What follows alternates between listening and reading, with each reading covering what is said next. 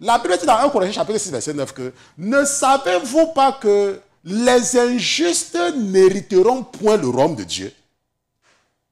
Ne savez-vous pas que les injustes n'hériteront point le royaume de Dieu? Et la Bible dit que ne vous abusez point, ni les impurs, ni les idolâtres, ni les adultères, ni les efféminés, ni les infâmes, ni les larrons, ni les avares, ni les ivrognes, ni les médisants, ni les ravisseurs n'hériteront le royaume de Dieu. On se comprend? N'hériteront du royaume de Dieu. Il y avait un monsieur dans mon église. Un jour, mon épouse était rentrée à la maison vraiment triste. Et ça m'avait vraiment fait du mal. Parce que quand vous êtes un mari, n'est-ce pas, vous savez quand, n'est-ce pas, votre partenaire est triste. Et pourquoi est-ce qu'elle était attristée? Elle avait rencontré quelqu'un de notre église dans la rue. Et elle a salué la personne n'a pas répondu. Et la personne l'a totalement ignoré. Comme si la personne ne la connaissait même pas. Elle avait salué la personne. Et ça l'avait tellement fait mal qu'elle arrivait à la maison, n'est-ce pas, avec pratiquement, n'est-ce pas, elle me dit que chérie, j'ai croisé telle personne en route et j'ai salué la personne ne m'a pas répondu. Et j'ai même cru que la personne ne m'a pas vu, mais j'ai insisté. Maintenant, ça c'est une personne qui marchait tout le temps avec le prophète.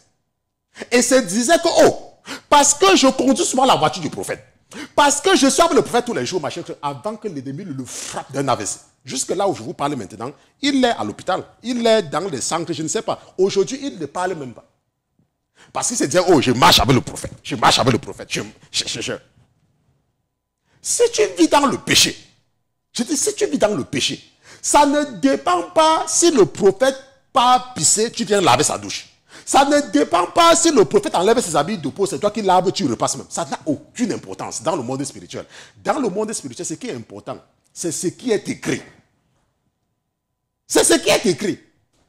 Ok, je remercie le Seigneur parce que ce que je vous dis là, il est d'accord. C'est pour ça qu'il vient de se manifester. Ok, il est d'accord avec ce que je vous dis là. Peut-être que c'est parce qu'il y a quelqu'un qui écoute, qui croit que ce que je dis là, n'est-ce pas, avant que le Seigneur s'est manifesté immédiatement. On se comprend? Donc, il faut comprendre que ce n'est pas une histoire que je connais le pasteur Christian. Ce n'est pas une histoire que j'ai les clés de la maison du pasteur Christian. Ce n'est pas une histoire que je connais la femme du pasteur Christian. Ce n'est pas une histoire que oh, j'accompagne les enfants du pasteur Christian à l'école. Ça n'a aucune importance. Ça n'a aucune importance. Absolument aucune. Maintenant, le seul avantage que cela, c'est que si tu as des problèmes, et tu m'appelles, moi en tant que pasteur, je vais réagir rapidement. Pourquoi? Parce qu'on se connaît personnellement. On se comprend. Donc si tu as un problème se pose, je peux, n'est-ce pas, venir rapidement. Mais ça ne va pas empêcher au démon de te frapper avant que le pasteur n'arrive. On se comprend? Ça ne va pas empêcher le démon de te frapper avant que le pasteur n'arrive. On se comprend? C'est comme par exemple, tu as un grand frère. Ton grand frère, c'est le plus fort. Il est le plus fort au quartier. Oh, très fort au quartier. Les gens ont peur de ton grand frère, ainsi de suite. Va provoquer quelqu'un. La personne va d'abord bien te fouetter avant que tu appelles ton grand frère. C'est vrai, ton grand frère va venir le taper. C'est vrai. Mais lui, il t'aura déjà bien fouetté. Et c'est ce que les démons font. Ce qu'il faut comprendre, c'est que ce n'est pas une histoire que je pars dans une église où il y a un prophète. Ça n'a aucune importance. Les miracles sont seulement là pour te convaincre, pour te prouver qu'il y a un Dieu.